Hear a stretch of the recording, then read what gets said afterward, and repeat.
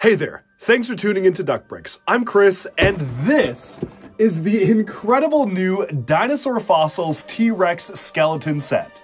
It's set to release this March and retails for $250 US, and if it looks big from the box, just wait till you see it in the review. I genuinely was absolutely flabbergasted at how gigantic this model is.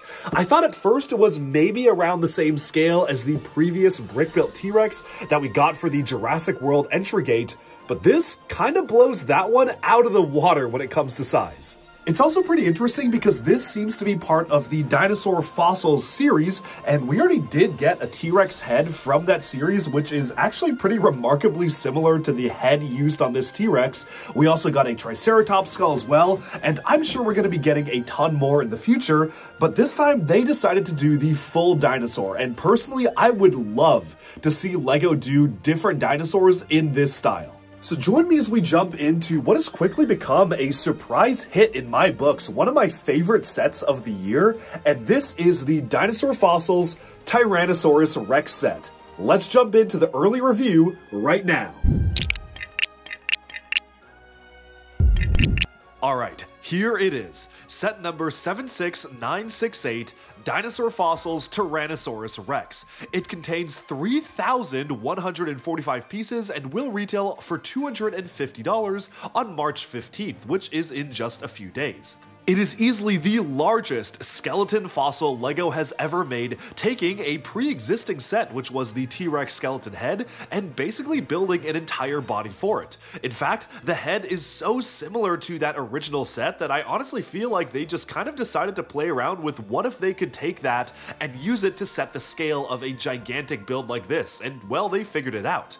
The set makes use of not one, not two, but 3 brand new pieces that work in tandem with each other to create one of the most exciting brand new LEGO joints yet. And this is really exciting to me for a number of reasons because I love mechs, I love big action figures, and I think this opens up a lot of interesting possibilities for stuff like Ninjago to make even bigger mechs. But more on that in a little bit. The entire set is really well done. Sure, the build is a little bit repetitive, but honestly, I found myself incredibly engaged throughout every section of the build. It's not like something like the Eiffel Tower where you're building a very similar structure over and over. Here, you're building different types of things, and yes, there is a frog in the driver's seat buried deep inside the skeleton, which was a surprise to be sure, but a welcome one during the construction and just a little fun Easter egg to spice the build up. Of course, the build is not just all skeleton. A lot of the bricks do go into a really intricate base as well, and I want to take a closer look at that in a second, but I do want to address the number one most exciting thing about the set to me first, which is how on earth the head is mounted to give it articulation. Obviously, this is a massive and bulky object, and they accomplish this by introducing this brand new joint element. It is so interesting how this works. So basically, you take one of these click gears and you can stick them into the side of this joint element, just like so. Once you do that, you're able to attach another gear to the end of it and then have the entire assembly kind of rotate around this structure. This allows for the most friction in any LEGO joint yet. Think of the friction here as similar to the click joints that they've been using for legs on mechs, but just on a whole different level. Not only does this provide you with the ability to move it up and down, but it also allows you to rotate and have it act as a rotational joint because of the 2 gears on either side, which also serves to double the amount of friction being used. It's just a really well done set of elements, and I cannot wait to see what LEGO does with pieces like this. It's kind of insane just how many new parts they made. I think I said they made 3, but actually looking at it, there are actually 4 new parts. The gears at both ends of it, and then this plug element, which plugs directly in as almost like a socket for the gears to rotate and adds even more friction into it. Like this entire piece adds friction when you rotate it within itself. It is one of the most exciting brand new joint pieces LEGO's ever made, and for years now they have said that there has been an upper limit on how big they can make mechs because they don't have joints that are strong enough, and well, now they do. So here's a demonstration of how that actually works on this model right here, and you can see you get a really good range of motion. Obviously you can't move it side to side, so you can't have the head look side to side, but for this set I honestly don't think it's that bad of a deal because being able to rotate the head kind of allows you to get the semblance of rotating it side to side anyways. And honestly, I am happy to trade that for a joint this robust. I can totally see them using this joint for the knees on LEGO mechs, which allows you even more articulation than standard knee joints, but just allowing you to move them even more. Even mounting this for the legs of mechs would be so good to be able to rotate them back and forth and on rotational joints, and then you can even combine them to have even more motion. This is so exciting to me. It's really hard to describe just how this feels in person, but the way the parts fit together is just so well done, and I would absolutely recommend. Even if you don't plan to get this set, if you are at all interested in LEGO mech building, in joints, and large action figure builds, check out these pieces. I'm sure they're going to appear on Pick-a-Brick. I just hope that LEGO will mold them in new colors pretty soon. But enough about the joint, let's take a look at the rest of the set as a whole. Of course, you have the massive front head here, which is honestly the most derivative of the entire set of just the previous Dinosaur Fossils T-Rex head. It's almost an identical build, which was pretty surprising to me, that they basically just took one part of a LEGO set and turned it into a bigger one. It kind of reminds me of stuff like the Batcave Shadow Box, where they took a very similar build for the Batmobile and then just threw it in the set, but here I feel like it's integrated a lot better because there was a strong reason to take that build and to build the rest of the skeleton for it. And you can see just how expressive and alive, ironically, this feels despite it being a dead skeleton, by being able to move it just so much back and forth. The jaw opens and closes, and it's not entirely fixed, it's just on two ball joints, so it can get slightly misaligned here and there, but for the most part, if you're careful with it, it does open and close very well. There are all sorts of Easter eggs hidden inside the base itself. There's a printed tile showcasing the T-Rex skeleton, which was another big surprise to me because that is not really advertised anywhere, and it's covered up, so it literally is just an Easter egg for when you're building it, and there's a lot more to love. But going back to the actual structure of the skeleton, I've actually seen a lot of people have mixed opinions on the shaping, especially for the front of the skeleton itself.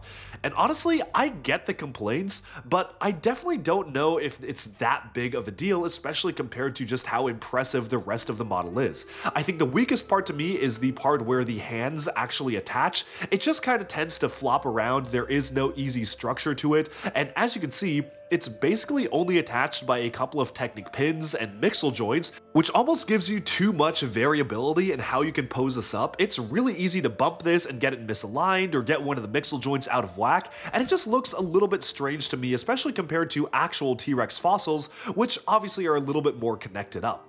Obviously though, besides that part being the weakest part of the set for me, I am really happy with almost everything else. The ribcage is really well done. They're utilizing some pretty new LEGO Technic elements to slightly angle the ribcage around, and the legs themselves are really interestingly done.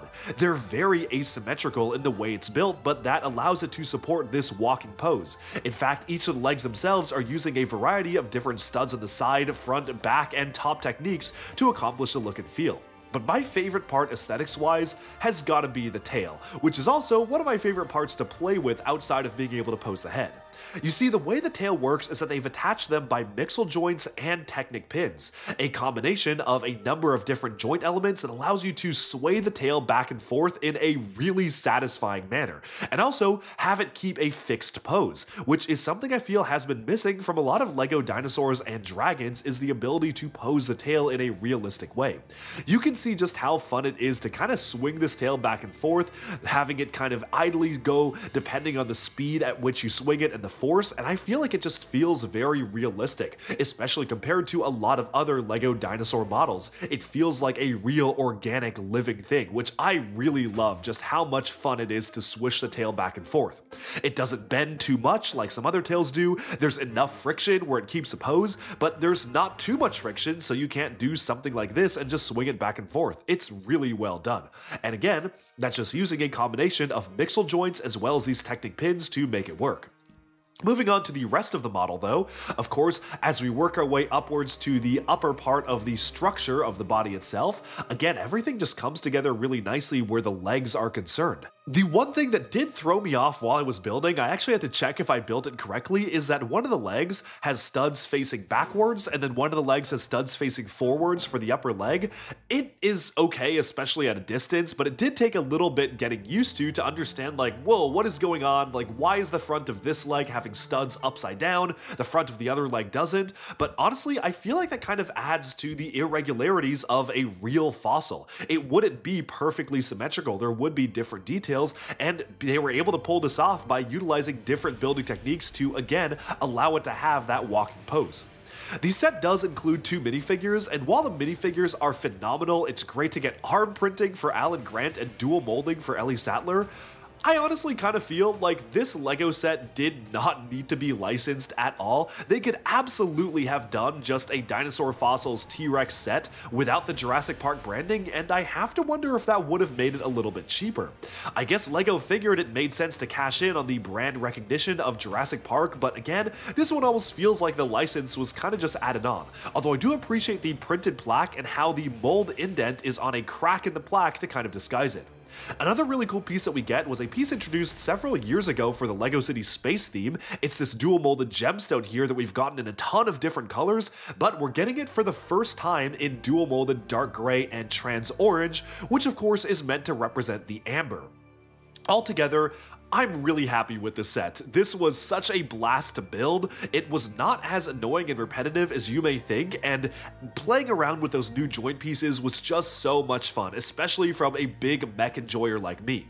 I'm probably just more positive on this set than others. I've seen folks online not really liking the set a ton, comparing it to the previous Jurassic Park gate, which had both the gate and a T-Rex around this size for the same price, which albeit again it was a few years ago, so you have to adjust for inflation, but it definitely does feel like, at least for me, $250 does feel like pretty good value. It's 3,145 pieces, it's pretty posable in the head, and it's just a beautiful display piece. Right now, I have this overlooking my LEGO collection as the true king of the jungle, and I really am just happy with this overall build, and I'm really curious to see what other folks think of it once you have it in hand.